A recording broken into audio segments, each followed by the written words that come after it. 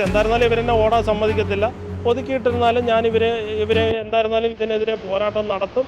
അവസാനം വിജയം ഞാൻ കൈവരിക്കും.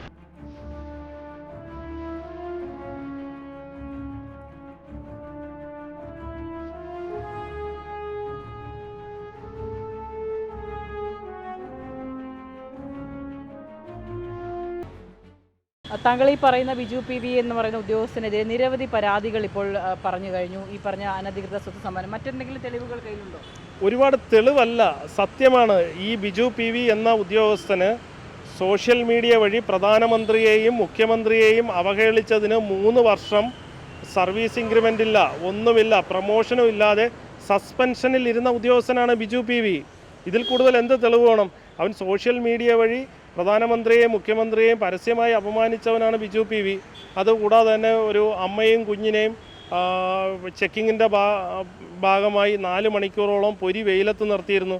അതിന് തൃശ്ശൂർ RTO ഓഫീസിൽ നിന്നും കോഴിക്കോട്ടത്തേക്കോ മലപ്പുറത്തേക്കോ ഒരു പണിഷ്മെൻ്റ് എന്നുള്ള രീതിയിൽ ട്രാൻസ്ഫർ നൽകി പോയ ആളാണ്.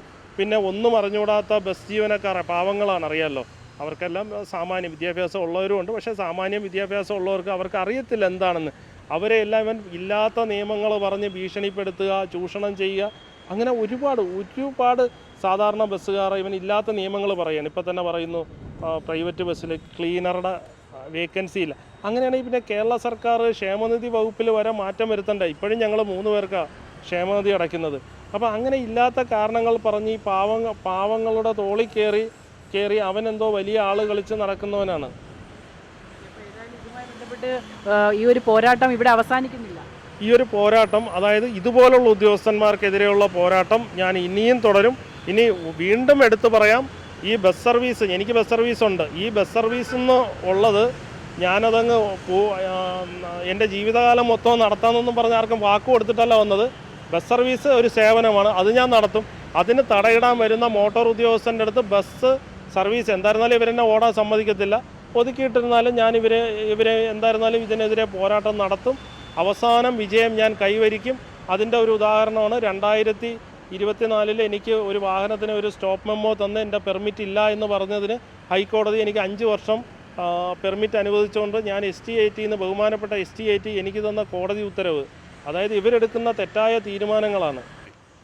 ഏതായാലും വലിയ രീതിയിലുള്ള ഒരു നിയമ പോരാട്ടത്തിന് തന്നെയാണ് അനൂപ് ചന്ദ്രൻ എന്ന അദ്ദേഹം പറയുന്നത്. കഴിഞ്ഞ 10 വർഷമായി അദ്ദേഹത്തിൻ്റെ ജീവിതം കടന്നു പോകുന്നത് സ്വകാര്യ ബസ്സുകളിലൂടെയും അതിൽ നിന്ന് വരുമാനത്തിലൂടെയും. പക്ഷേ ഇപ്പോൾ അദ്ദേഹത്തിൻ്റെ ജീവിതം ഇതുപോലുള്ള ഉദ്യോഗസ്ഥർ കാരണം താറുമാറായിരിക്കുന്ന ഒരു സാഹചര്യമാണ്. അതിന് തടയിടാൻ ഏതറ്റം വരെ പോകും എന്നാണ് അദ്ദേഹം പറയുന്നത്. ക്യാമറമാൻ അരുൺ സാഗറിനോടൊപ്പം ബിൽവനിത്സൻ, വിസ്മയ ന്യൂസ്.